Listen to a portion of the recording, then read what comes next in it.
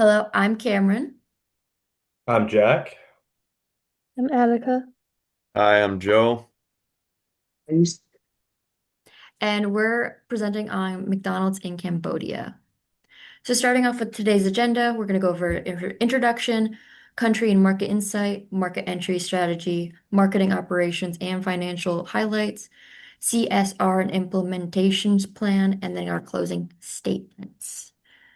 So, starting off with our introduction, we have found that report. Of course, McDonald's is everywhere, so that's why we chose it. We know that McDonald's will be willing to expand more.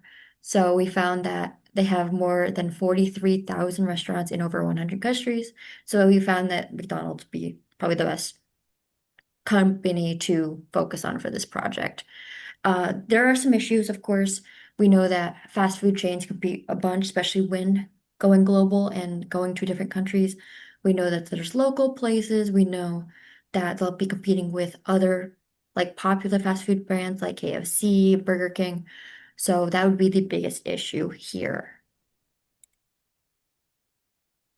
All right, now I'm going to talk about some of the country and market insights, the market overview, the consumer and cultural insights in Cambodia, and then the political and institutional environment in Cambodia. So now on to the Cambodia market overview. We can go to the Nope. next slide. Thank you. Cambodia has experienced steady economic growth of about 5 to 6% per year in recent years. This is supported by mostly tourism, manufacturing, and a lot of foreign investment. The country also has a very young population, with the median age being 26 years old, which is significantly younger than some of the bordering countries in Southeast Asia. Younger consumers are generally more open to international brands and modern dining experiences like McDonald's. And then as cities like Phnom Penh and Siem Reap continue to develop, the middle class expands, and then Cambodia is becoming an increasingly attractive market for global quick service restaurant brands like McDonald's. And now on to the consumer and cultural insights.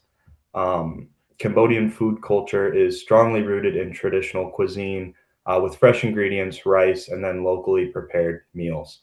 While younger urban consumers are becoming more interested in Western restaurant experiences, international fast food brands must adapt to the local taste that Cambodia already has.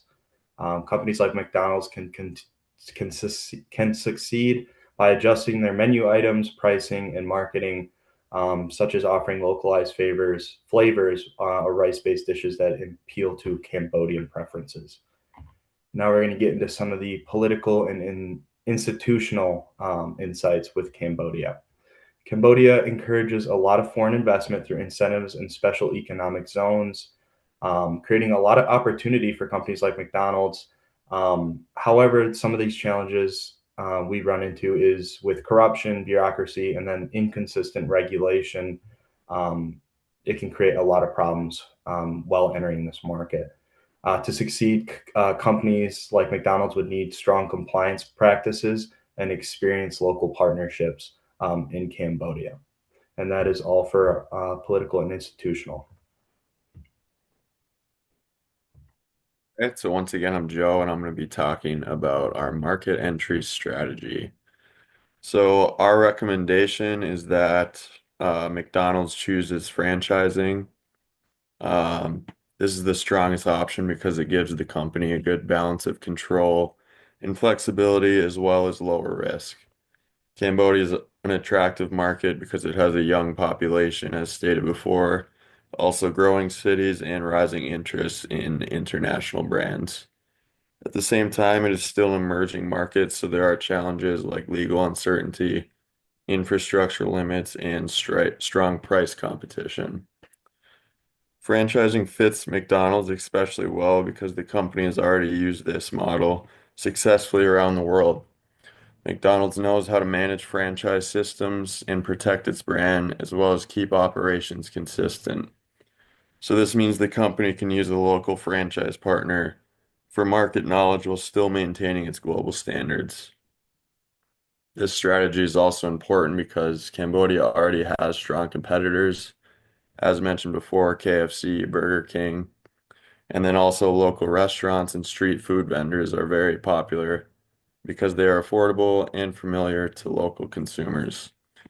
And then McDonald's cannot rely on only its name, it needs to offer something different.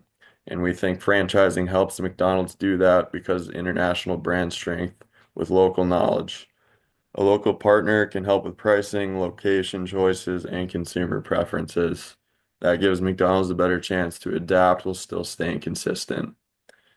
Franchising is the best choice because it matches McDonald's strengths and Cambodia's market conditions. It gives McDonald's the best chance for long-term growth and a strong competitive position, especially if it starts in Phnom Penh, the biggest city and biggest population in Cambodia.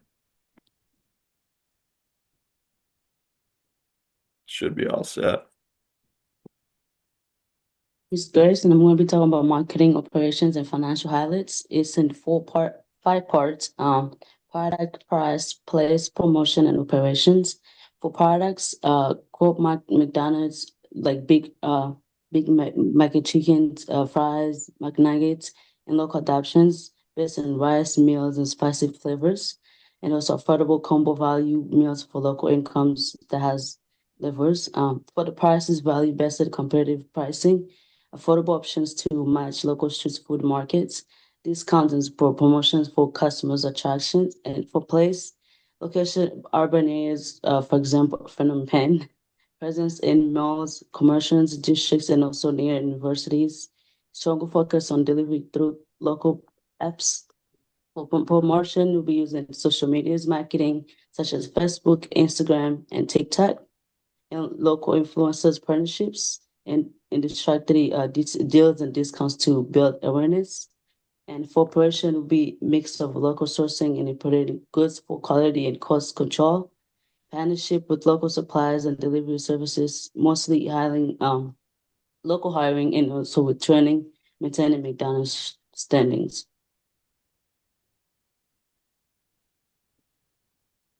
Right. I'm Attica, and I'm going to be talking about the CSR and ethical strategies.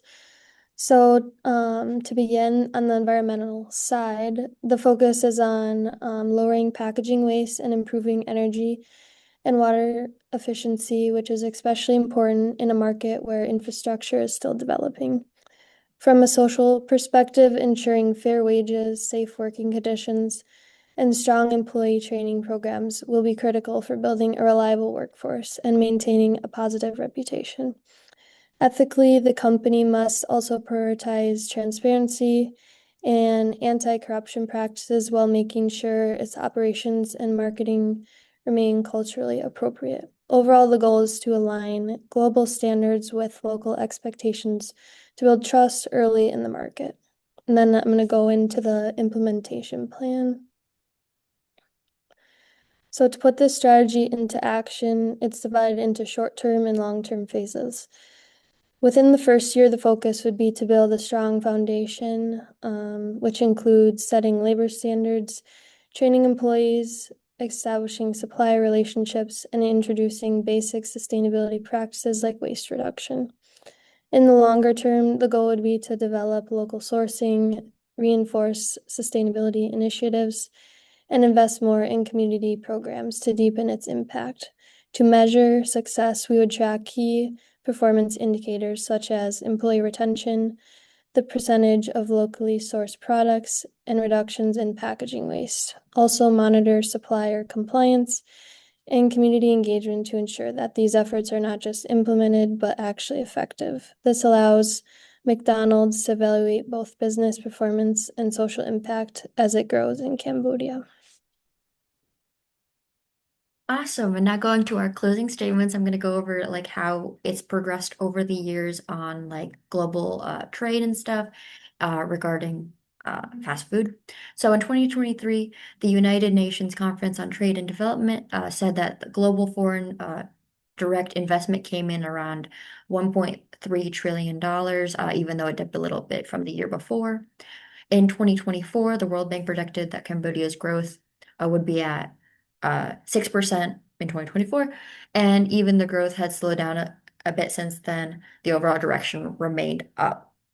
And then 2025, the food service market, of course, is growing rapidly, with forecasts estimating a vast increase from approximately 2.9 billion USD in 2025 to 4.8 billion USD in about 2031.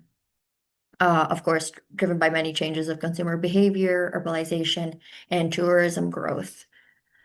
And then going into the future, businesses that embrace these principles will be better positioned in navigate the future challenges and contribute to the country's sustainability movement and development. If McDonald's combines SCR or CSR, sorry, CSR, ESG, and stakeholder engagement, it will only continue to benefit in the future. Awesome. Well, thank you.